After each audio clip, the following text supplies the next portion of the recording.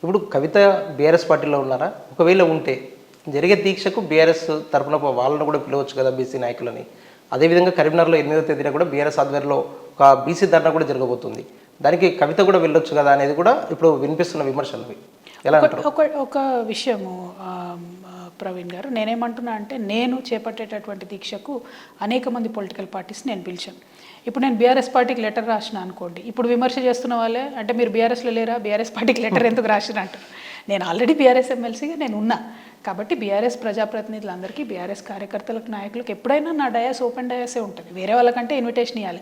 ఇంటి వాళ్ళకి ఇన్విటేషన్ ఎందుకు ఇస్తాం? ఖచ్చితంగా వస్తారు, రావాలనుకున్న ప్రతి ఒక్కరు వస్తారు. I welcome everybody. ఎవరు వచ్చినా కూడా మనం సాధారణంగా కూర్చోబెడతాం, మాట్లాడే అవకాశం ఇస్తాం, అన్నీ చేస్తాం, గౌరవిస్తాం.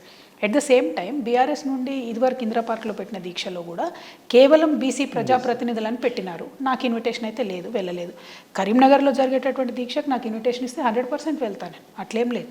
నాకు ఇన్విటేషన్ ఇచ్చిన దగ్గరికి పోకుండా నేను ఎందుకు, నా పార్టీ కదా, బీఆర్ఎస్లే ఉన్నా కదా, నేను ఎడిగిపోయినా.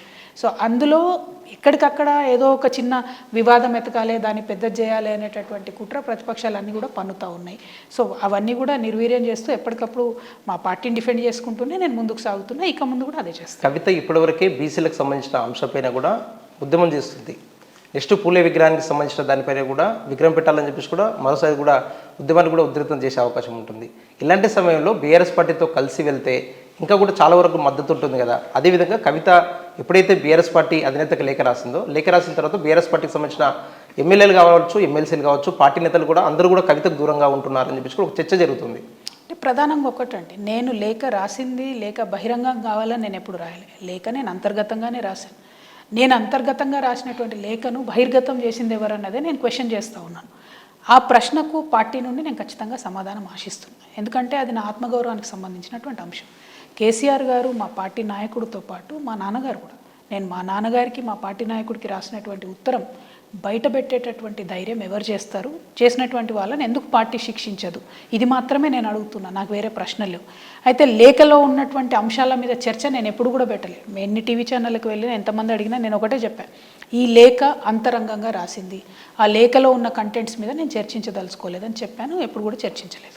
అది లేఖ విషయంలో మీ నాన్నగారితోనే అడగొచ్చు కదా. అంటే లేఖ నేను రాసి మీరు ఎలా బయటికి వెళ్ళిందన్న, మీకు తెలియకుండా బయటికి వెళ్ళిందన్న చెప్పేసి కూడా కవిత అడగొచ్చు కదా అనేది కూడా ఒక విమర్శలు అయితే వస్తున్నాయి. నేను అడగలేదని మీకు ఎవరు చెప్పారు? నేను అడగలేదని మీకు ఎవరు చెప్పారు? దేనికన్నా ఒక సమయం సందర్భం వస్తుంది. కేసీఆర్ గారు తగిన సమయంలో నిర్ణయం తీసుకుంటారు. వారు నిర్ణయం తీసుకొని చెప్పిన దాని ప్రకారం నేను నడుచుకుంటాను.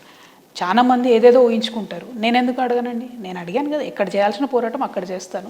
ఖచ్చితంగా రాజకీయాల్లో ఉన్నటువంటి అనుభవం, అదేవిధంగా పార్టీని కాపాడుకోవాలనేటటువంటి తపన ఉన్న వ్యక్తిగా ఎక్కడికక్కడ మనం పార్టీని లూప్ హోల్స్ ప్లగ్ చేసుకోవాలి, ముందుకు ఎట్లా వెళ్ళాలనే దాంట్లో నాకుండే చిన్న చిన్న అభిప్రాయాలు నేను కూడా కేసీఆర్ గారికి పంచుకుంటాను. అందులో వేరే ఆస్కారమే లేదు.